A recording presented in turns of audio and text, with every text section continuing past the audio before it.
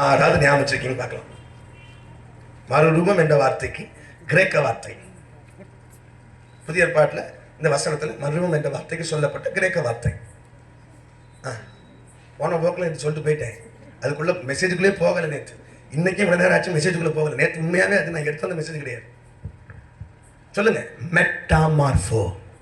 மெட்டாமார்போ மறுரூபம் என்றால் ஒரு சாயலில் இருந்து ஒரு ரூபத்திலிருந்து இனி ஒரு சாயலுக்கு இனி ரூபத்துக்கு மாறுவது.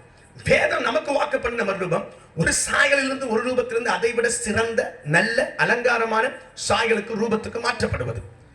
அப்ப இந்த மெட்டாமார்போ என்ற வார்த்தையை நம்ம எல்லாருமே சயின்ஸ்ல படிச்சிருக்கிறோம். எல்லாருமே மொத்தமா சொன்னா 90s கிட்ஸ் எல்லாம் படிச்சிருக்கோம். 2K கிட்ஸை பத்தி எனக்கு தெரியல. இப்ப ஜென்சி கிட்ஸ் எல்லாம் வந்துட்டாங்க, அவங்கள பத்தி சுத்தமா தெரியாது. ஒரே சொல்லுங்க பார்க்கலாம். சயின்ஸ்ல படிச்சிருக்கோம், பயாலஜிலயோ இல்ல சயின்ஸ்லயோ. மெட்டாமார்போ அவங்களுக்கு சொன்ன ஞாபகம் வருதான்னு பார்க்கலாம். வண்ணத்து பூச்சியின் வாழ்க்கை சுழற்சி. யாராவது படிச்சிருக்கீங்களா? பிறக்கும் போது பட்டாம்பூச்சி, வண்ணத்து பூச்சி எப்படி பிறக்குமா? லார்வா, புழு. இப்ப புழு பிறந்து வீட்டு பக்கம் வரும். வந்த உடனே வீட்டுல எல்லாருக்கும் சூப்பர் புழு அப்படின்னு எடுத்து வச்சுக்கிட்டு இருப்போம். என்ன சொல்லுவோம்? சீ புழு, சீ சீ சீ என்று எல்லாம் தூக்கி எறிவாங்க. விளக்கு மாத்தி அடிச்சு கொண்டு போடுவான், அடிச்சு தூக்கி வெளியே போடுவோம். ஒரு சொல்லுங்க பார்க்கலாம். எல்லாம் புறக்கணிக்கிறார்கள். அதற்கு விரும்பத்தக்க சாயல் இல்ல, விரும்பத்தக்க ரூபம் இல்ல. இப்ப இந்த புழுக்கு ஒரே மனஸ்தாபம். ஐயோ, என்ன யாருக்குமே பிடிக்கல, என்ன எல்லாருமே தூக்கி எறிகிறாங்க. படிப்பு இல்ல, அழகு இல்ல, அறிவு இல்ல, ஞானம் இல்ல, அந்தஸ்து இல்ல, பணம் இல்ல, குடும்பத்தால புறக்கணிக்கப்பட்டிருக்கேன். ஆமை சோதரன் கணவனால புறக்கணிக்கப்பட்டிருக்கிறேன், மனைவினால புறக்கணிக்கப்பட்டிருக்கிறேன். ஒரு ஆமை சொல்லுங்க பார்க்கலாம். போன 2 வாரத்துக்கு முன்னாடி நாகர்கோவில்ல ஒரு ஏஜ் சர்ச்சுக்கு மீட்டிங் போட்டு போயிருந்தேன். அங்கிருந்து ஒரு சகோதரிய நம்பரை வாங்கி இன்னைக்கு கால் பண்ணியிருந்தாங்க. இந்த மாசம் ஃபுல்லா நான் என் சர்ச்சில் இல்லை, ஃபுல்லா எல்லாமே வெளியே தான் மீட்டிங். அப்ப அந்த சகோதரி இன்னைக்கு போன் பண்ணி, அவங்களுடைய சகோதரியுடைய கணவன் ரொம்ப அருமையா இருந்த குடும்பம், நல்ல அன்பா இருந்த கணவன், நல்ல பிசினஸ், நல்ல வருமானத்தோடு இருந்தவர். கடந்த 6 மாசமா டோட்டலா தலைகீழா மாறிட்டார் பிரதர். அவன் வாழ்க்கையில் நிம்மதியே இல்லை. என் அக்கா, என் சகோதரிக்கு அவன் சகோதரியை கேர் பண்ணவே இல்லை. பிசினஸையும் 1 கோடி அளவுக்கு இப்ப கடனாக்கி வச்சிருக்கிறாரு. 2 பிள்ளைங்க இருக்காங்க. என் சகோதரி என்ன பண்ணன்னு தெரியாம தகச்சுக்கிட்டு இருக்கிறாங்க. அவன் என்ன பிரச்சனைன்னு தெரியல, எங்களுக்காக ஜெபம் பண்ணணும். ஒரு ஆமென் சொல்லுங்க பார்க்கலாம். நேசித்த கணவனால் இன்னைக்கு அந்த மனைவி என்ன பண்ணப்பட்டிருக்கா? புறக்கணிக்கப்பட்டிருக்கிறா.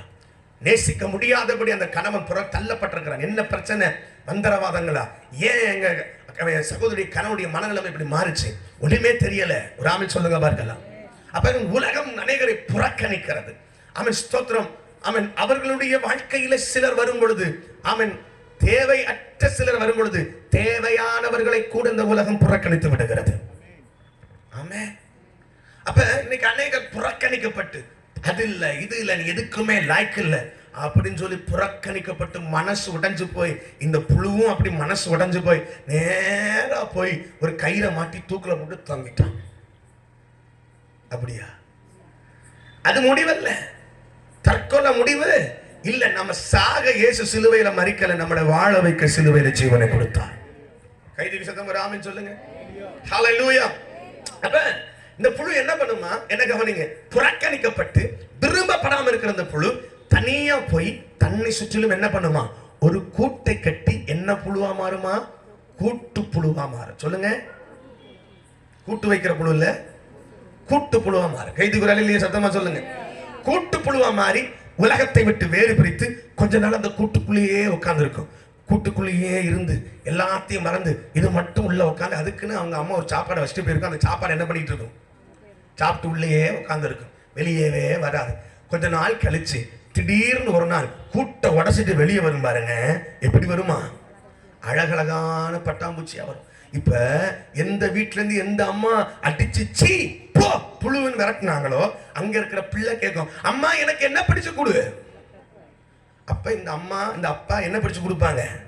பட்டாம்பூச்சி பிடிச்சிருக்கீங்களா? வாழ்க்கையில் ஒரு தடவையாச்சும் தொட்டிருக்கீங்களா? முத்தம் கொடுத்துருக்கீங்களா? அந்த வாசனையை மோந்து பார்த்திருக்கீங்களா? நான் அதெல்லாம் பண்ணிட்டேன்.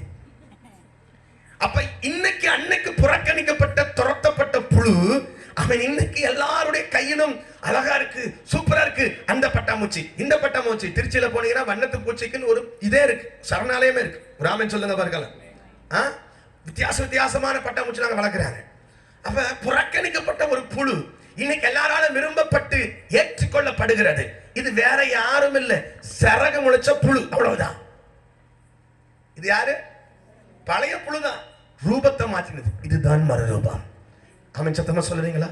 தேவ பிள்ளை, இந்த புழுவை போல நீ புறக்கணிக்கப்பட்டிருக்கலாம், தூக்கி எறியப்பட்டிருக்கலாம், உதரப்பட்டிருக்கலாம். இந்த உலகத்தை விட்டு உன்னை வேறு பிரித்து தேவ பிரசன்னத்துல உட்கார ஆரம்பி, வசனத்தோடு உட்கார ஆரம்பி, ஆவியானவர்கள் உட்கார ஆரம்பி. அவருடைய பிரசனம் உனக்கு கூடாய் மாறட்டும், அவருடைய வார்த்தை உன்னை மாற்ற ஆரம்பிக்கட்டும். ஒவ்வொரு நாளும் உலகத்தை விட்டு உன்னை வேறு பிரித்து தேவ சமூகத்துக்குள்ள போய் உட்காரு, அவருடைய பிரசனத்துக்குள்ள போய் உட்காரு. ஆமென், ஸ்தோத்திரம். அவரோட நேரத்தை செலவிடு, அவருடைய வார்த்தையில நேரத்தை செலவிடு. ஒரு நாள் ஆமென், நீ வெளியே வருவாய். அன்றைக்கு உள்ளே போன ஒரு நபராய், அந்த புழுவாய் அல்ல, நீ வெளியே வரும் பொழுது புறக்கணிக்கப்பட்ட நபராய் அல்ல, எல்லாராலும் ஏற்றுக்கொள்ளப்படுகிற, எல்லாராலும் தேடப்படுகிற, எல்லாராலும் விரும்பப்படுகிற ஒரு நபராய் அந்த பிரசன்னம் உன்னை மறுரூபமாக்கும், அப்படியே வார்த்தை உன்னை மறுரூபமாக்கும். இங்கே உட்கார்ந்து இருக்கிற சிலரை பார்த்து ஆவியானவர் சொல்லுகிறார், உன் வாழ்க்கையை கர்த்தர் மறுரூபமாக்க விரும்புகிறார், உன் சூழ்நிலையை கர்த்தர் மாற்ற விரும்புகிறார். நீ ஒன்றுக்கு தகுதியில் என்று உடைக்கப்பட்ட ஒரு பாத்திரத்தை போல் இருக்கிறார். உன்னை கர்த்தர் அலங்காரமாய் மாற்ற விரும்புகிறார், உன்னை கர்த்தர் அழகுபடுத்த விரும்புகிறார். உன் வாழ்க்கையிலே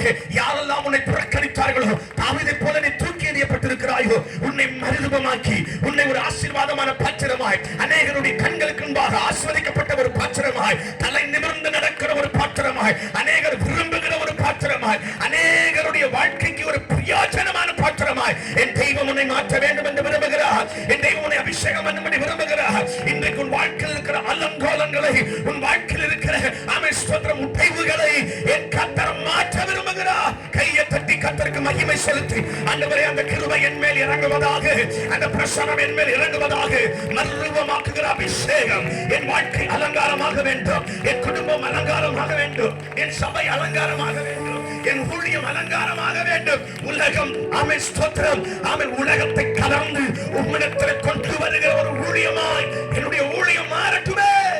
கையை தட்டி, கையை தட்டி, கையை தட்டி. ஊரபாலா ஹடக துடவௌசியா உடமனரே கடகசியா துனாவனே ஹல்ப்ரதோனி. ஹalleluya. சத்தமா சொல்லுவீங்களா? ஹalleluya. கை தூக்கி சொல்லுங்க. இதுதான் கர்த்தர் உங்களுக்கு கொடுக்கிற மறுரூபம். ஓகே, 1 கொரிந்தியர் 3 அதிகாரம்